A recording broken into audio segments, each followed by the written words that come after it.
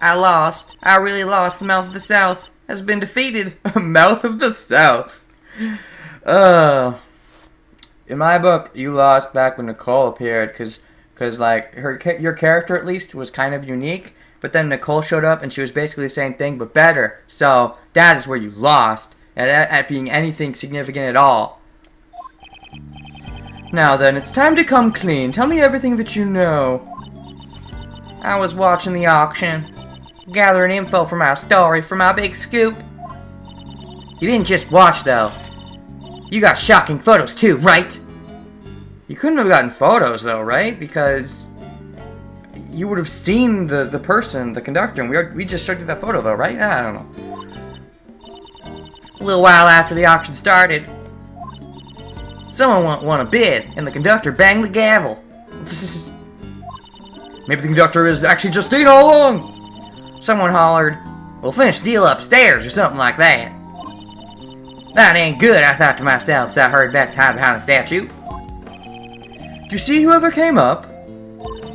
Wouldn't that be great? If it turns out Justine's the conductor, then we can actually nail her ass. I would love that. Not that, but I reckon the fella that came up was the winner of the bid. I could smell the buttery aroma of big fat wads of cash. Buttery aroma? Can't imagine that at all.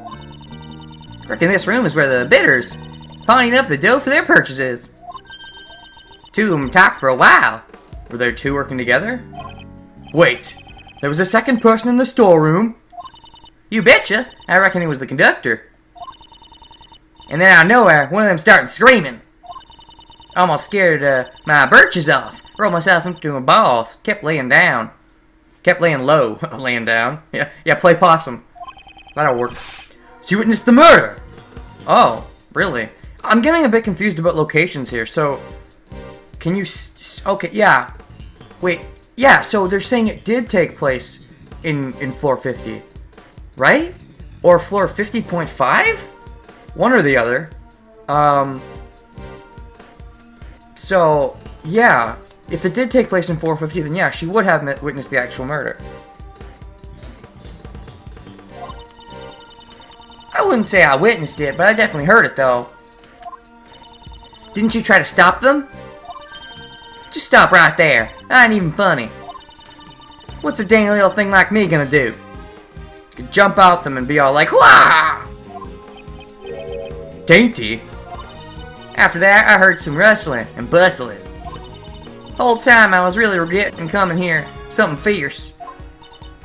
Well, yeah, that makes sense. I mean, nothing gets in the way of a lot of heart in her photos. It's my big scoop. Ain't no way I was gonna let it slip away. Bit later, hear this loud thud. I figured it was my last chance to snap a photo from behind the statue. Well then, would you please show us the photo? So you do have a photo. Aww, why do I have to? Because police investigation? Not really, but give us the photo, please. It's the red man! This is... Question mark. Okay, so she took the photo from behind the statue of the red man, but... So, is this the red man walking away after killing Jill? If that's the case, yeah, then maybe my theory about the red man, like the same person trying to kill both of them, is true. I suppose? Possibly. Person in the red raincoat who attacked Kay. The person in the red raincoat assaulted the victim in the storeroom. Doesn't look quite the same shade of red as the raincoat that was in the first case. But, there was a red raincoat in the first case, right? Yeah, there was. That was an important part. I wonder if they're related. I would think they would be if they actually have another red raincoat. I would think there'd be a relation. They wouldn't just be like, oh yeah, it's a completely different red raincoat that has nothing to do with the one in the first case. There's no relation at all. Hopefully it's the killer. Or something like that. I don't know.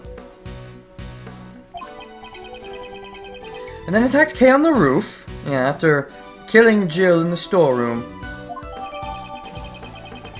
I'll just jot it down in my organizer. Also, whoa! She's that photo. The person's got like blood on their hand, right? So is that Jill?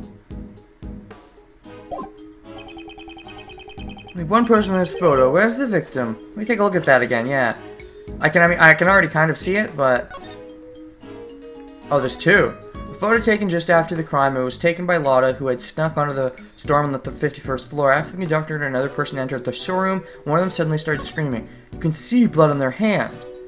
I wonder if that's important. Although, would the killer's injury have healed this quickly? Because didn't he get injured? Perhaps.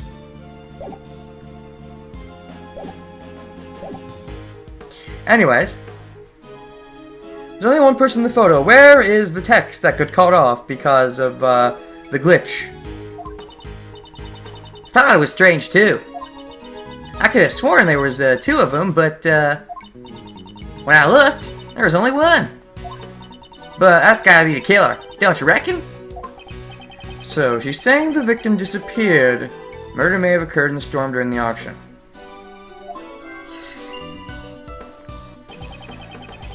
You were able to tell this person was the culprit just by looking? Their hand was stained bright red, so I figured it was them.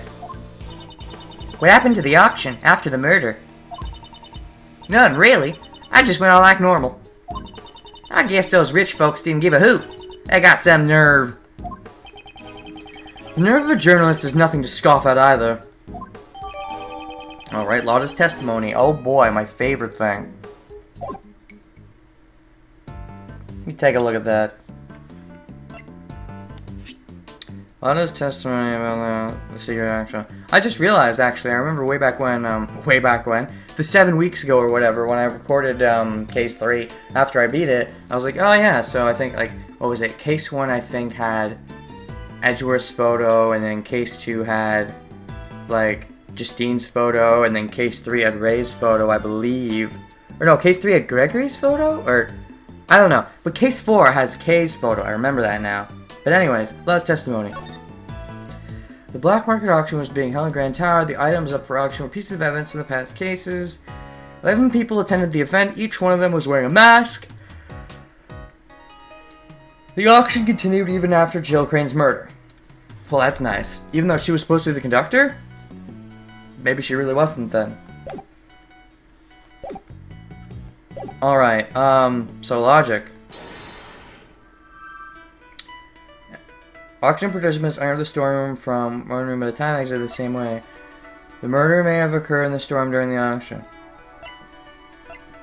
Do these really go together at all? You've got to try them, right? Because what else is there to do?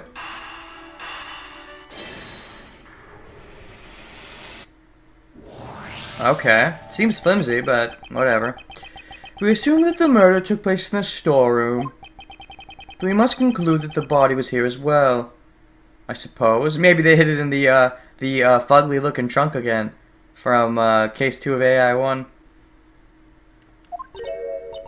Huh? Isn't that pretty obvious? Not necessarily. Do you remember how the participants left the auction? Of course! They had passed through the storeroom on the way back from the auction.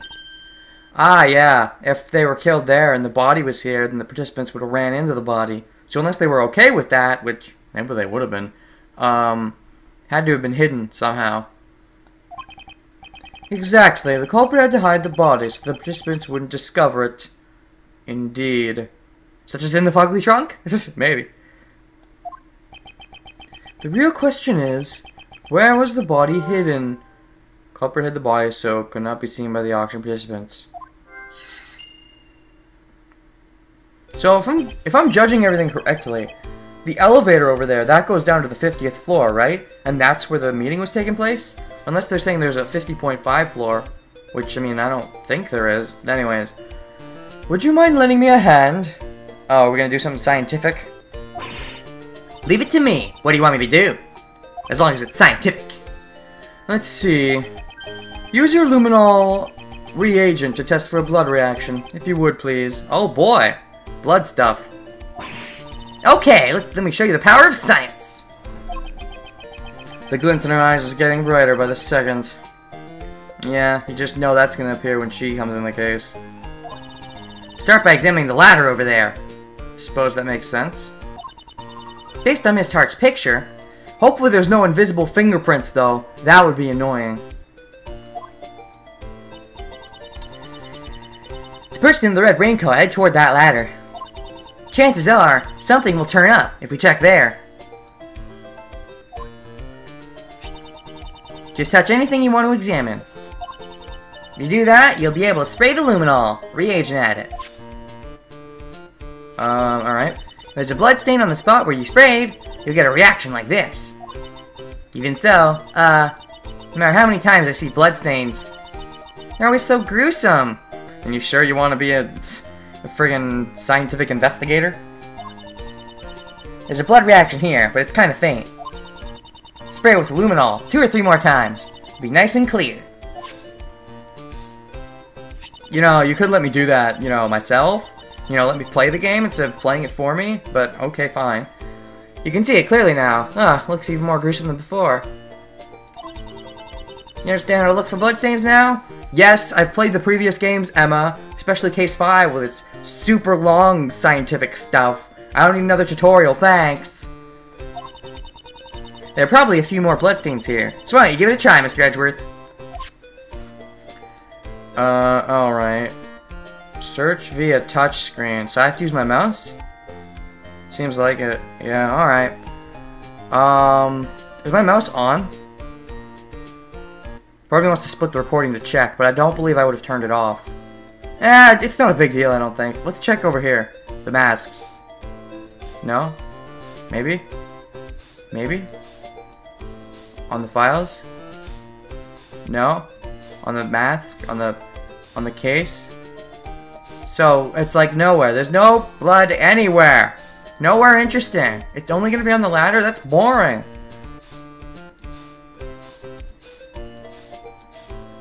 Ah, there's another one.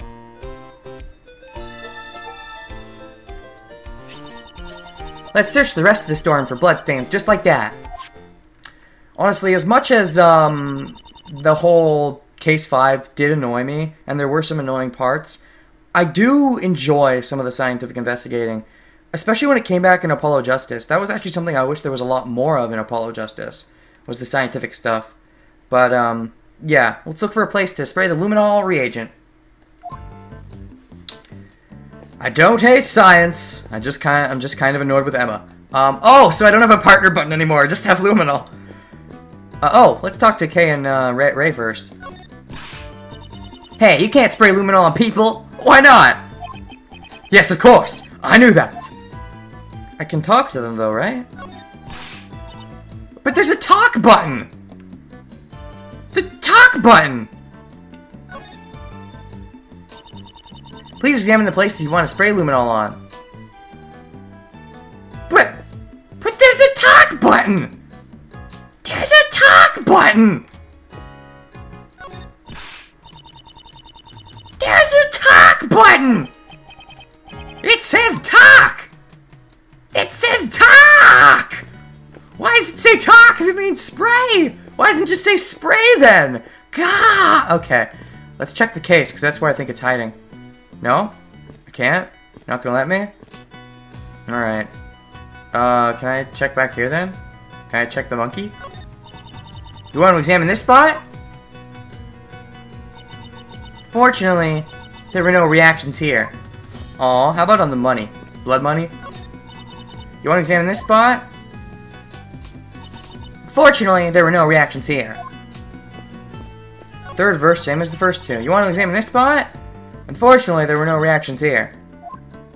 No, I'm not. The video isn't desynced. I'm just predicting the future. You want to examine this spot? No, unfortunately, there were no reactions here. You want to examine this spot? Unfortunately, there were no reactions over there, but there might be some here. Let's spray LUMINOL in every suspicious-looking nook and cranny. Haha! Everybody's gonna steal Edgeworth's catchphrase. Wait, how'd she do that? Did she even ever hear me say that? I don't even know. Okay, so they were hidden in the box then? That's where the body was hidden? Looks like it. I see the bloodstain. I'm just trying to see if there's any others. Like any abnormal ones? No, just the main one.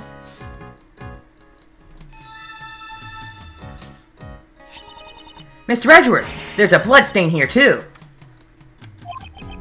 However, why is there a bloodstain in a place like this? Maybe something that had blood on it was stored inside, like a corpse. Let's do is found inside the costume trunk of the storm.